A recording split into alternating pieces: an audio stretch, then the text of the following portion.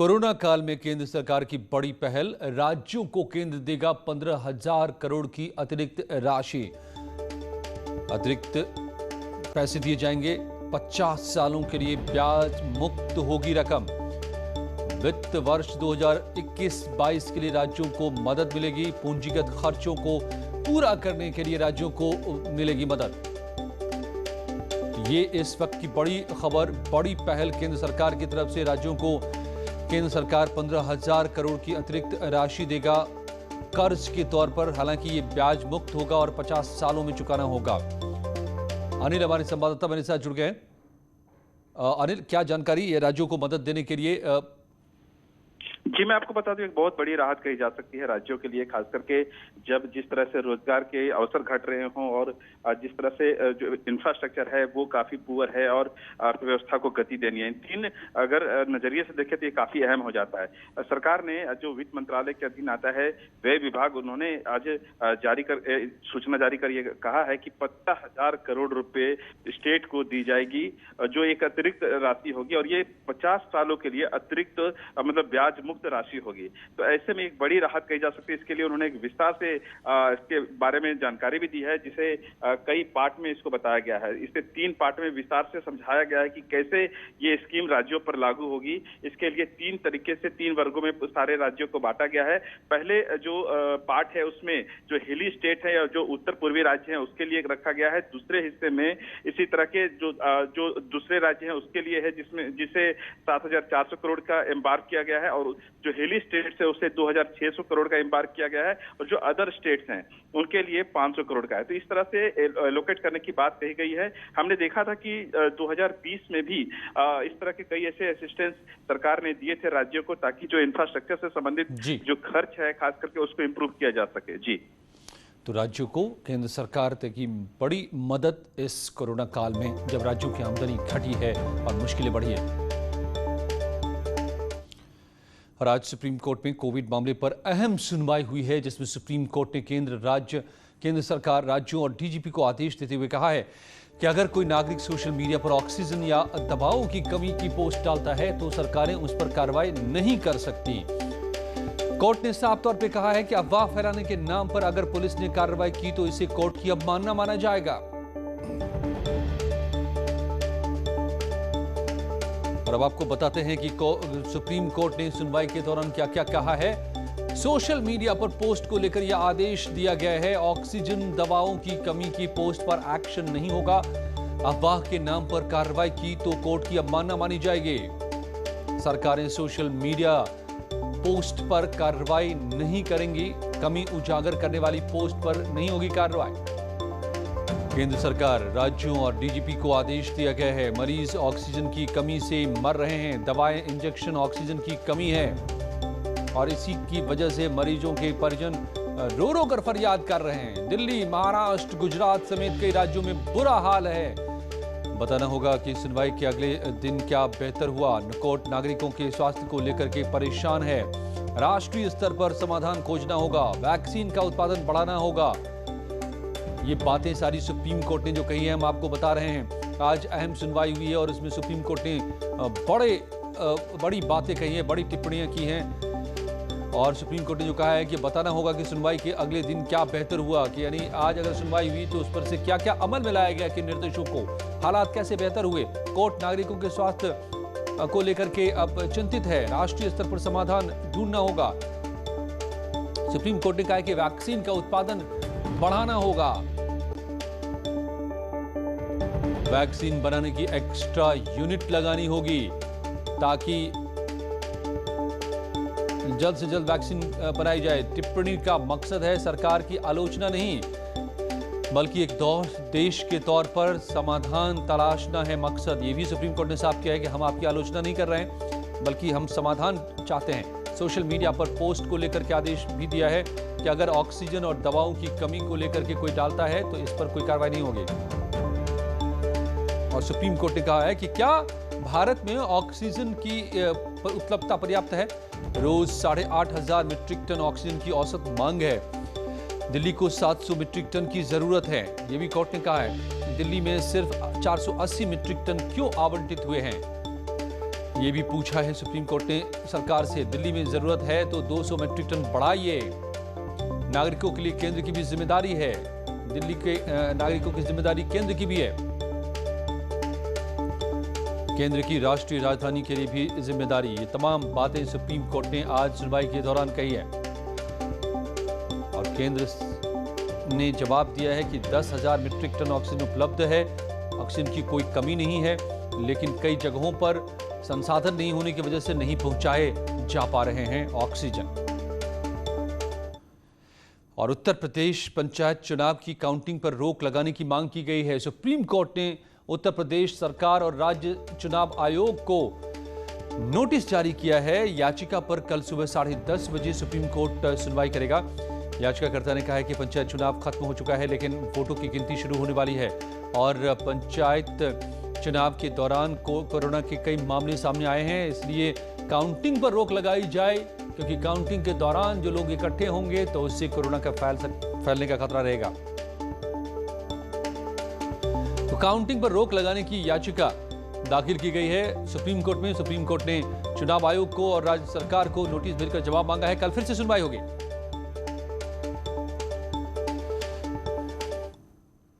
और आज रात 8 बजे से शुरू होने वाले वीकेंड लॉकडाउन को लेकर जनता जरूरी सामान की खरीदारी में जुट गई है। नरही सब्जी मंडी में लोग सब्जियों और फलों की खरीदारी के लिए जुटे हैं, तो अमीनाबाद में भी लोग खरीदारी कर रहे हैं। ज्यादा जानकारी दे रहे हैं हमारे संवाददाता ऋषभमणि त्रिपाठी। लॉकडाउन की तैयारी आम लोगों ने भी शुरू कर दी है। आज देर शाम 8 बजे से वीकेंड लॉकडाउन शुरू हो जाएगा, मंगलवार सुबह 7 बजे तक चलेगा। लिहाजा आम आदमी अब सड़कों पर धीरे धीरे निकलना शुरू कर रहा है, दुकानों पर जा रहा है, अपने ज़रूरत की वो चीज़ें खरीद रहा है जिसकी ज़रूरत उनको आने वाले 3 दिनों में पड़ने वाली है।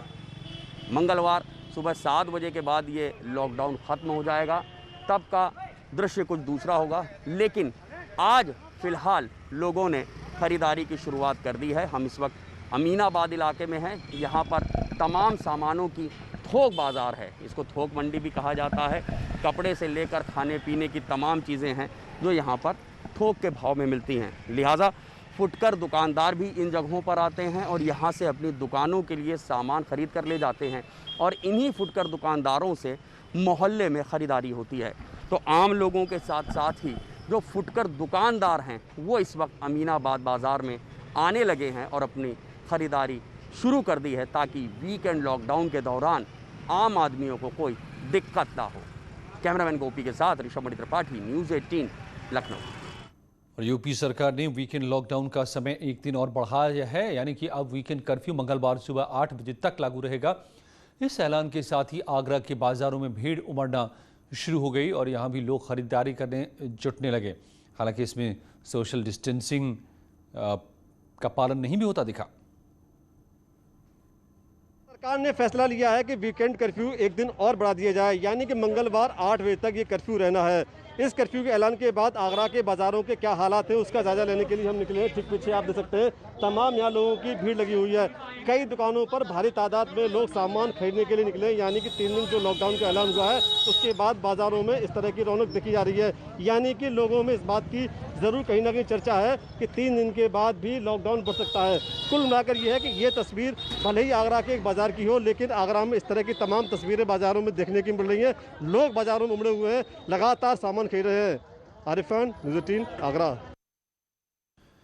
और वहीं वाराणसी में भी वीकेंड लॉकडाउन को लेकर के क्या तैयारियां हैं, जानकारी दे रहे हैं हमारे संवाददाता उपेंद्र द्विवेदी।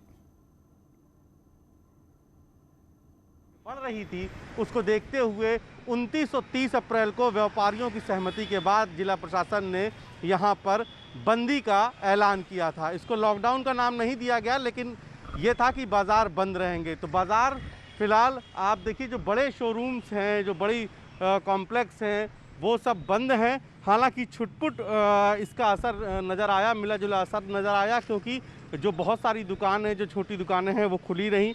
हालांकि प्रशासन ने कहा था कि 12 बजे तक सब्जी, फल, दूध, ब्रेड की दुकानें खुली रहेंगी। उसके बाद केवल मेडिकल फैसिलिटीज़ से जुड़ी जो दुकानें हैं, जो सुविधाएं हैं, उन्हीं को चालू रखने की बात कही गई थी। लेकिन फ़िलहाल जो पान की दुकानें हैं, चाहे वो सिगरा में हो, चाहे वो कुबेर कॉम्प्लेक्स के सामने हो, वो सभी खुली हैं। जबकि पान की दुकानों को सबसे ज़्यादा संक्रमण के लिए माना जाता है कि वहाँ से संक्रमण फैलता है, लेकिन कुबेर कॉम्प्लेक्स के सामने ही बड़ी दुकान खुली है। तो उस बड़ी दुकान को देखते हुए जो छोटी पान की दुकानें हैं वो भी खोल के रखी गई, क्योंकि उनका कहना है कि जब बड़ी दुकानें नहीं बंद की जा रही हैं तो वो क्यों बंद करें। तो इस तरीके से जो पान की दुकानों समेत जो छोटी दुकानें हैं वो खुली हैं, लेकिन जो बड़ा बाज़ार है, बड़ी मार्केट है, उनकी सभी बड़ी दुकानें बंद रखी गई। तो 29 और 30 को बंदी, उसके बाद अब 3 दिन का लॉकडाउन, यानी कि 5 दिन तक बनारस बंद रहेगा। सोमवार की सुबह 7 बजे खुलेगा, जिसमें 2 दिन बीत चुके हैं और अब अगले 3 दिन लॉकडाउन के शामिल हैं। कैमरा पर्सन पंकज सिन्हा के साथ उपेंद्र द्विवेदी, न्यूज़ 18 वाराणसी। और मेरठ के बेगमपुर इलाके में भी लॉकडाउन की पूरी तैयारी की गई है। जानकारी दे रहे हैं हमारे संवाददाता उमेश श्रीवास्तव। इससे पहले मेरठ के बाजारों का क्या हाल है, ये जानने के लिए हम मौजूद हैं मेरठ के बेगमपुर चौराहे पर, जहां आबू लेन का बड़ा बाजार है। यहाँ की तस्वीरें आप देखिए कि पुलिस कर्मियों ने अभी से सारी तैयारियां पूर्ण कर ली हैं, बैरिकेडिंग लगा दी गई है और लगातार स्थितियों को नियंत्रित करने के लिए सारी तैयारियां पूर्ण कर ली गई हैं। ये मेरठ के बेगमपुर चौराहे का हाल है। यहाँ प्रसिद्ध आबू लेन का बाजार है। इस बाजार को भी दिखाइए कि कैसे यहाँ पर आम तौर पर चहल पहल हुआ करती थी, बहुत ज़्यादा भीड़ हुआ करती थी, लेकिन आज की तारीख में ज़्यादातर दुकानें अभी से बंद हैं। ज़्यादातर दुकानों के शटर अभी से डाउन हैं। हालांकि कुछ दुकानें खुली हुई हैं, लेकिन स्वेच्छा से भी व्यापारियों ने अपनी दुकानें बंद कर रखी हैं। आप इन तस्वीरों में साफ तौर पर देख सकते हैं। और जितनी भी दुकानें नज़र आ रही हैं, या तो वो बंद हैं या फिर खुली हैं, लेकिन यकीनन ये तस्वीरें बताती हैं कि किस तरह से लोग स्वेच्छा से भी दुकानें बंद कर रहे हैं। कह सकते हैं कि मेरठ कोरोना को मात देने के लिए एकजुट हो चला है। कैमरा पर्सन अभिषेक शर्मा के साथ उमेश श्रीवास्तव, न्यूज़ 18 मेरठ। और कानपुर में भी 83 घंटे के लॉकडाउन के पहले लोग जमकर खरीदारी करते दिखे। उत्तर प्रदेश में कोरोना की बेलगाम रफ्तार को थामने के लिए शासन ने अब 3 दिन के लॉकडाउन का फैसला लिया है। 83 घंटे का लॉकडाउन आज रात से शुरू होगा, जो कि मंगलवार सुबह खत्म होगा। आपको बता दें कि लॉकडाउन के चलते बाज़ारों में खासी भीड़ उमड़ रही है। लोग आज खरीदारी कर लेना चाहते हैं, क्योंकि कल परसों और नरसों 3 दिन का लॉकडाउन रहेगा। इस दौरान लोगों को किसी तरीके की दिक्कत ना हो, इसलिए वो पहले ही खरीदारी करने के लिए बाज़ारों में पहुंच रहे हैं। आपको बता दें कि इस समय सहालक का सीज़न चल रहा है। ऐसे में कपड़ा मार्केट में अच्छी खासी भीड़ देखने को मिल रही है। हालांकि लॉकडाउन के दौरान जो आवश्यक सामान हैं उनकी आपूर्ति सुनिश्चित की जाएगी। तमाम वो दुकानें खुलेंगी जहां दूध, ब्रेड और दवाइयां मिलती हैं। इसके अलावा जो नेसेसरी सर्विसेज से जुड़े हुए लोग हैं, इसेंशियल सर्विसेज से जुड़े हुए लोग हैं, उन्हें आने जाने की छूट रहेगी। लेकिन क्योंकि सहालक का समय है, ऐसे में लोग कपड़े, जूते और तमाम दूसरे सामान की खरीदारी भी करने के लिए घरों से निकल रहे हैं, क्योंकि रात में 8 बजे के बाद से लॉकडाउन हो जाएगा। इसलिए बाज़ारों में अच्छी खासी भीड़ देखने को मिल रही है। इस दौरान तमाम लोग जहां सोशल डिस्टेंसिंग और मास्क लगाए हुए नज़र आ रहे हैं, वहीं तमाम लोग इसका उल्लंघन भी कर रहे हैं। श्याम तिवारी, न्यूज़ 18 उत्तर प्रदेश, कानपुर। कोरोना को मात देने के बाद सीएम योगी एक बार फिर से एक्शन में नजर आ रहे हैं। आज ही सीएम योगी कोविड रिपोर्ट नेगेटिव उनकी आई। इसके बाद तुरंत सीएम योगी ने लखनऊ के अवध शिल्पग्राम में अस्थायी रूप से बनकर तैयार 500 बेड के कोविड हॉस्पिटल का निरीक्षण किया। डीआरडीओ के इस हॉस्पिटल का आज से ट्रायल शुरू हो गया है। 2 मई से मरीजों को यहां भर्ती किया जाएगा और इससे पहले सीएम योगी ने सभी व्यवस्थाओं को परखने के लिए यहां का दौरा किया। हॉस्पिटल पहुंचने पर सेना के ऑफिसर्स ने उनका स्वागत किया, जिसके बाद सीएम योगी ने बारीकी से हॉस्पिटल के सभी इंतजामों की जानकारी ली। हॉस्पिटल का आईसीयू रूम है, देख सकते हैं आप कि किस तरीके से एक बड़ा सा हॉल है। कुल कितने बेड होंगे इस हॉल में? इस हॉल में 85 आईसीयू बेड हैं। एक हॉल में 85 आईसीयू बेड हैं। सभी पर आईसीयू और ऑक्सीजन की व्यवस्था है? जी हाँ, आप देख सकते हैं 100% सारा जो है, मतलब इसमें वेंटिलेटर भी है, ऑक्सीजन भी है। और इस तरीके की फैसिलिटी जो है लखनऊ में कहीं भी नहीं इतने सारे आईसीयू एक जगह पे हों। हर बेड पे आईसीयू बेड की व्यवस्था है और साथ ही ऑक्सीजन वेंटिलेटर की है। वेंटिलेटर जी हाँ, जी हाँ, जी हाँ। इसमें और सारी मशीनें रनिंग है, कोई भी कुछ खराब? फंक्शनल है, रनिंग है, सारी टेस्ट हो चुकी हैं जो है। और ICU की भी जो टेस्टिंग चल रही है, वो भी जो है आज शाम तक कंप्लीट हो जाएगा। यानी कि ये ओवरऑल 85 बेड है एक कमरे में और 85 उतने ही बगल के कमरे में भी होंगे। जी हाँ, अभी जो है 65 दूसरे कमरे में है, जो है वो भी जो है मतलब शाम तक रेडी हो जाएगा। ठीक है, बहुत शुक्रिया बातचीत करने के लिए। तो ये तस्वीरें जो है हम आपको दिखा रहे थे DRDO अस्पताल की, जहाँ पे अंदर एक हॉल में 85 ICU बेड है और हर बेड पर देख सकते हैं आप कि ऑक्सीजन से लेकर तमाम जो एक ICU बेड को प्रिपेयर करने के लिए जितनी मशीनें, जितने इंतजाम होने चाहिए, वो सब यहाँ पर आपको दिखाई दे रहे हैं। और यही वजह है कि जब ट्रायल शुरू हुआ इसका, तो मुख्यमंत्री योगी आदित्यनाथ ने सबसे पहले यहाँ का जायजा लिया है। मुख्यमंत्री ने यहाँ पर आने के बाद पहले तो स्ट्रक्चर को समझा, उसके बाद जो कुछ कमियां थीं उसको दुरुस्त करने की बात भी की है। हालांकि जो प्रशासनिक भवन है इसका, जो एडमिन ब्लॉक है, वो इससे अलग रखा गया है, लेकिन ये जो वार्ड आप देख रहे हैं, ये जो आप हॉल देख रहे हैं, इस तरीके के 2 हॉल तैयार किए गए हैं। 85 बेड है इस पूरे हॉल में और बगल वाले हॉल में भी 85 बेड है। इसके अलावा कुछ और भी हैं, बेड्स भी हैं, लेकिन वहाँ पर वेंटिलेटर की सुविधा नहीं है। तो इस तरीके से सरकार का ये प्रयास है कि जिस तरीके से कोविड को लेकर हालात खराब हो रहे हैं, बेकाबू हो रहे हैं, लोगों को बेड नहीं मिल पा रहा है, जिसके बाद सेना की पहल पर मुख्यमंत्री योगी आदित्यनाथ ने जिस तरीके से खुद आमंत्रित किया DRDO की तरफ से अस्पताल को बनाने को तैयार करने के लिए, वो अब बनकर तैयार हो गया है। और इसके बाद अब देख सकते हैं कि तस्वीरें किस तरीके की हैं। इस विभत्स परिस्थितियों में सिर्फ एक ही लाइन बोली जा सकती है कि उम्मीद है कि ये अस्पताल कम से कम लोगों को इलाज मुहैया करवाने में सफल साबित होगा और जिन लोगों को बेड के लिए दर दर भटकना पड़ रहा है, उनके लिए ये अस्पताल मददगार साबित होगा। अनामिका चीनी, लखनऊ। इन दिनों कोरोना अपने रौद्र रूप में है और अगर इसे हराना है तो हर कीमत पर वैक्सीनेशन को बढ़ाना होगा। यही वजह है कि केंद्र सरकार ने 1 मई से 18 साल के ऊपर के सभी लोगों का टीकाकरण करने का ऐलान किया है। वहीं यूपी के CM योगी ने भी लोगों से टीका लेने की अपील की है।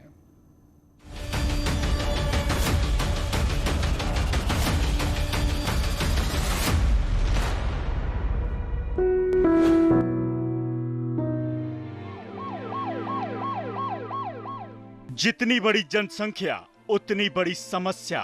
देश कोरोना से कराह रहा है।